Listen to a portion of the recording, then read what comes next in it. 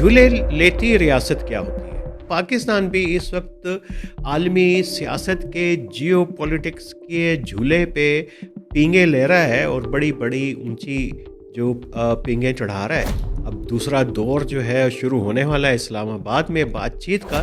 कल मैंने एक कॉलम लिखा डॉन में और न्यू पाकिस्तान के नाम से, तो उसमें एक कॉन्सेप्ट था स्विंग स्टेट्स का जो बड़ा तेज़ी से इवॉल्व हुआ है बड़े एक्टर्स के दरमियान। जब रेस शुरू हुई तो उसमें 3 एक्टर्स निथर के सामने आ गए। अमेरिका तो था ही, रूस भी, और चाइना जो है वो बहुत पीछे से आके रेस के अंदर शामिल। सी पैक के बाद बड़ी कोशिश थी यहाँ पे कि हम उसका हिस्सा बन गए हैं, सी पैक का चाइना के ब्लॉक में चले गए हैं। ऐसे भी होता था कि शायद पाकिस्तान नॉर्थ कोरिया बन गया, लेकिन पाकिस्तान ने किसी भी रिजिड ब्लॉक के अंदर जाने से परहेज किया। और पाकिस्तान के पास जो तुर्क का पता है इसकी जियोग्राफिकल लोकेशन, जो आने वाले दिनों में जब भी कहीं कहीं पे चौक होंगी पूरी ग्लोबल ट्रेड, तो ये बड़ा इम्पोर्टेंट पाकिस्तान उसमें भी मुल्क है। सोचना चाहिए कि जब हम इस पींग से उतरेंगे, ज़मीन पे उतरेंगे, तो हालात उस वक्त कैसे होंगे।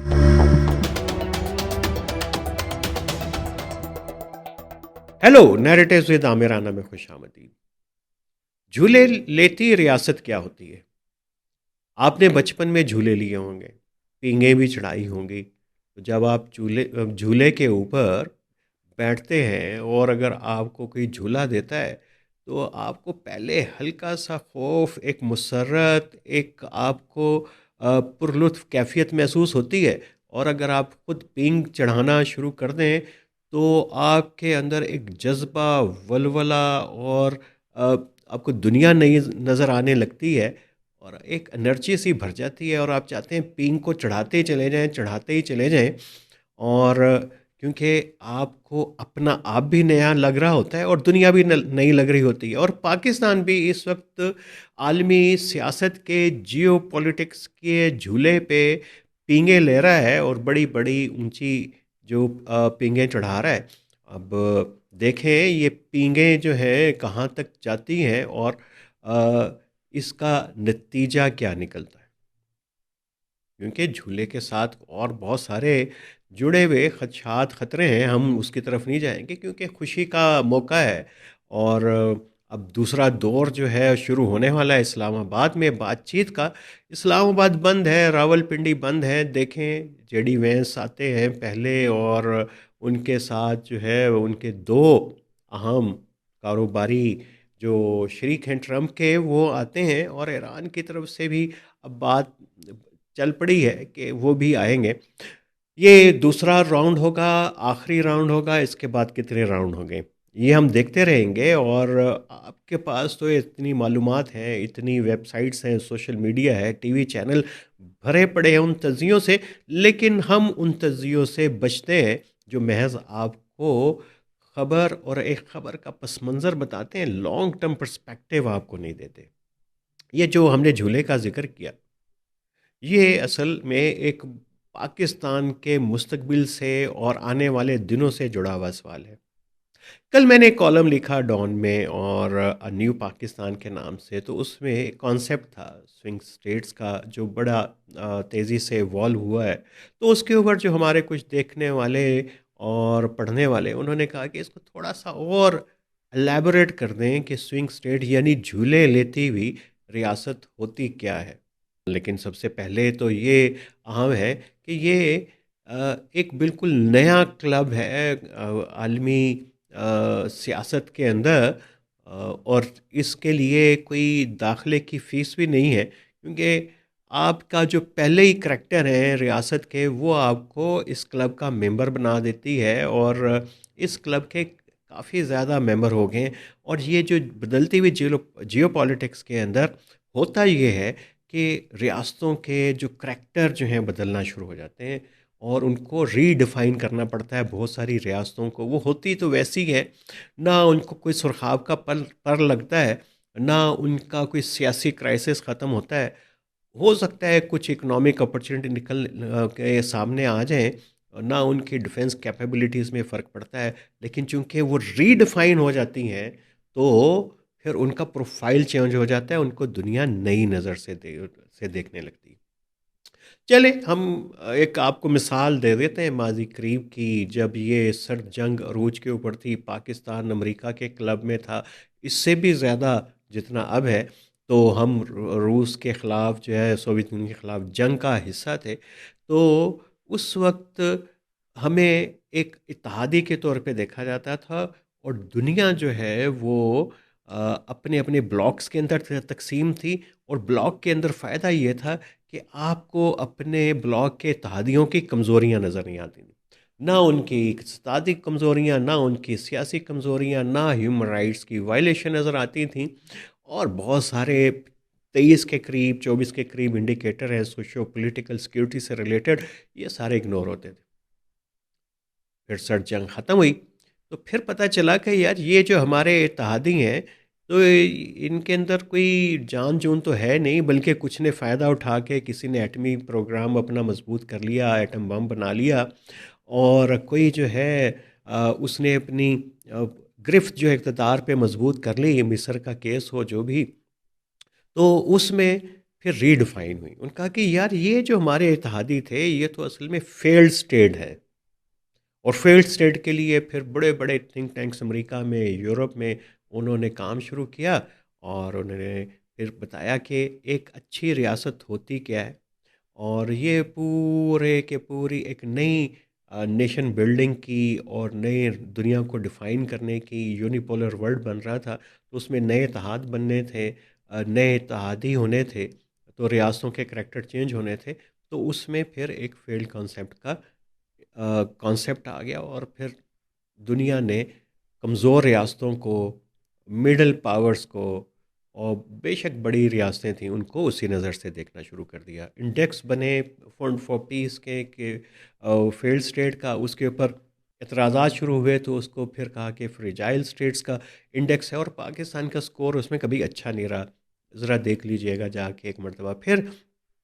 तो अब अचानक से जो है वो जियोपॉलिटिक्स चेंज हो गई। इसका मैंने अपने कॉलम में भी ज़िक्र किया कि जब आप जो है ग्रेट पार कंपटीशन शुरू हुआ, पहले सर्द जंग का कोल्ड वॉर ही रहा, उसके बाद से यूनिपोलर वर्ल्ड बन रहा था, फिर बात हुई मल्टीपोलर वर्ल्ड की, बात हुई कि उसमें मर्जिंग कुव्वतें हैं, ये ब्रिक्स है, ब्राज़ील है, साउथ अफ्रीका है, इंडिया है, चाइना है, रशिया है, ये इंडोनेशिया है, ये एक नए कुव्वतें होंगी दुनिया में बढ़ती हुई। फिर बाद में पता चला कि नहीं, ऐसे नहीं होता।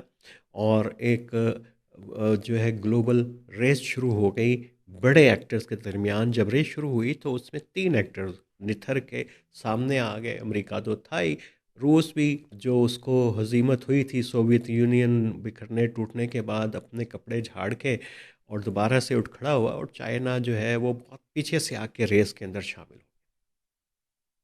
तो अब हमने बात की थी, और उसको मैंने कॉलम में भी लिखा कि अब जो है वो अमेरिका की पॉलिसी चेंज हो गई, और उसने कहा कि हमें अब जो स्ट्रेटजिक बर्डन जो है शिफ्ट करना है रीजनल अलाइज के ऊपर। जब वो करना है तो उसमें फिर ये बात शुरू हुई कि वो कौन कौन सी रियासतें हैं जो ये बर्डन शेयर कर सकती हैं।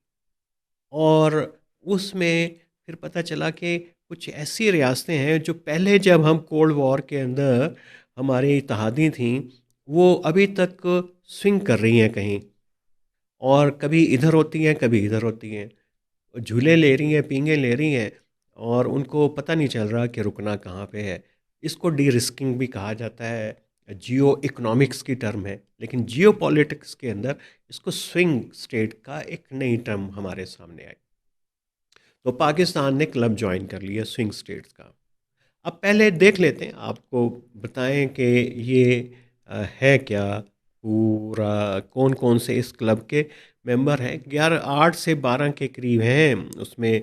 पाकिस्तान तो ज़ाहिर है सर फहरिस्त है, तुर्की है, सऊदी अरेबिया है, यूएई यानी यूनाइटेड अरब एमिरेट्स है, इंडिया भी उसमें है, इंडोनेशिया भी है, ब्राज़ील, साउथ अफ्रीका, कतर को इसमें से मेरा ख्याल है निकालना चाहिए, इजिप्ट इसके अंदर शामिल है।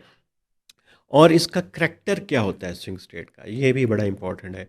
पहले हमारे फेल्ड स्टेट के इंडिकेटर्स बिल्कुल मुख्तलिफ थे, लेकिन अब इसका करैक्टरिस्टिक भी चेंज हो गए। उसको देखते हैं कि ये स्ट्रेटेजिक ऑटोनॉमी जो है उसको बरकरार रखते हैं, यानी ये किसी बहुत ही रिजिड अलाइंस की तरफ नहीं जाते। जैसा पाकिस्तान ने सी पैक के बाद बड़ी कोशिश थी यहाँ पे कि बड़ी तनकीद थी पाकिस्तान के ऊपर कि हम उसका हिस्सा बन गए हैं, सी पैक का चाइना के ब्लॉक में चले गए हैं और अब हम उसी से पहना जाएंगे। ऐसे भी होता था कि शायद पाकिस्तान नॉर्थ कोरिया बन गया, लेकिन पाकिस्तान ने किसी भी रिजिड ब्लॉक के अंदर जाने से परहेज़ किया, तो अपनी स्ट्रेटेजिक ऑटोनॉमी को कायम रखा। उस पे चाइना के अंदर भी चिमची हुई, वो क्या कहते हैं उसको उर्दू के अंदर, बड़ी चिमगोइयाँ भी हुईं और कोई बेचैनी भी हुई, लेकिन पाकिस्तान ने अपनी स्ट्रेटेजिक ऑटोनॉमी को कायम रखा और आप देखें उसका फ़ायदा भी हो गया।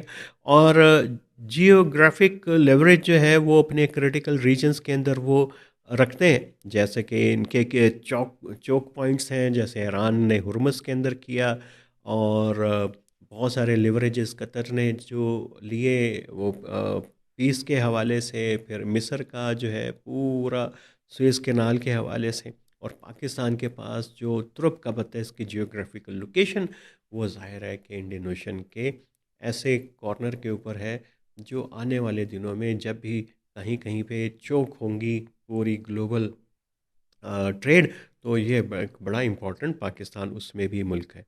तो मल्टी विक्टर डिप्लोमेसी करते हैं और एक ही वक्त के अंदर हैं जो मुख्तलिफ जो ताकतों से बातचीत करते रहते हैं, अमेरिका से भी करते हैं, रूस से भी ताल्लुक़ रखते हैं और चाइना से भी रखते हैं, इंडिया से भी कोशिश करते हैं कि बातचीत हो, लेकिन इंडिया जो है वो बातचीत करना नहीं चाहता। तो रीजनल इन्फ्लुएंसेस भी इनके होते हैं अपने हमसायों के ऊपर। अभी जो पाकिस्तान को मेडिएशन का रोल मिला, तो वो ज़ाहिर है कि ईरान के ऊपर इन्फ्लुएंस था, अफ़गानिस्तान के ऊपर इन्फ्लुएंस है, और छोटे और इर्द गिर्द के ममालिक, और इनकी मिलिट्री रेलेवेंस भी होती है, और कुछ न्यूक्लियर पावर भी होती हैं जो इनकी मज़ीद डिफेंस कैपेबिलिटीज़ को और इनके करैक्टर को जो है वो बढ़ा देता है, इंडिया पाकिस्तान जैसे। और ये कन्वेंशनल मिलिट्री भी बड़ी एडवांस इनके पास हैं, जिन मुल्कों का हमने स्विंग स्टेट्स का जिक्र किया, यानी स्विंग स्टेट जो बैलेंस भी कायम कर सकें, बर्डन शेयरिंग कर सकें अमेरिका के साथ, वेस्ट के साथ, तो मिलिट्री तो होनी चाहिए। तो ये पाकिस्तान के क्रेडेंशियल बनते चले गए, और इनके अंदर मॉडरेट कैपेसिटी होती है, कैपेबिलिटी स्ट्रेटेजिक पोजीशनिंग की, और वो भी पाकिस्तान के अंदर भी है। इकोनॉमिक प्रोफाइल जो है वो इतना बहुत बड़ा नहीं है पाकिस्तान का, लेकिन कुछ स्विंग स्टेट्स का है, और पाकिस्तान की जो इकोनॉमी है वो स्ट्रेटजिक डेप्थ के साथ जुड़ी हुई है और ट्रांजिशन के अंदर है, पाकिस्तान, इजिप्ट, साउथ अफ्रीका और टर्की की। अब ये देखिए यहाँ पे जो है वो ये एक बड़ा अहम पहलू बन सकता है मुस्तकबिल के अंदर, अगर ये इकोनॉमिक जो इकोनॉमिक पोजीशन बेहतर होती है, इकॉनमी पाकिस्तान की बेहतर होती है, तो ये अपर जो लेवल की मिडल पार्ट्स और स्विंग स्टेट्स के अंदर शामिल हो जाएगा, यानी लीडर्स में शामिल हो जाएगा। तो अभी फ़िलहाल पाकिस्तान उसमें लीडर नहीं है स्विंग स्टेट के क्लब के अंदर। तो पाकिस्तान की geography, security weight, diplomatic role, ये तमाम चीज़ें जो हैं इसके अंदर बड़ा मैटर करती हैं, और बॉटम लाइन बस यही है कि ये पावर ब्रोकर मल्टीपोलर वर्ल्ड के अंदर बड़े अच्छी बन सकती है स्विंग स्टेट्स, और पाकिस्तान भी उसके अंदर है। लेकिन बात वहीं पे आती है कि हम झूले तो ले रहे हैं, बड़ी ऊंची पींगें चढ़ा रहे हैं, दुनिया भी नज़र नहीं आ रही है, हम खुद को भी नया महसूस कर रहे हैं, लेकिन सोचना चाहिए कि जब हम इस पींग से उतरेंगे, ज़मीन पे उतरेंगे, तो हालात उस वक्त कैसे होंगे? क्या वही होंगे जहाँ से हमने ये स्विंग स्टेट का सफ़र शुरू किया था, या बदल चुके होंगे? ये ऐसे सवालात हैं जो खुशी के मौके पे पींग चढ़ाते हुए नहीं पूछने चाहिए, पूछेंगे ज़रूर जब आएगा वक्त। आज के लिए इतना ही, जुड़े रहिए नैरेटिव्स विद आमिर राना के।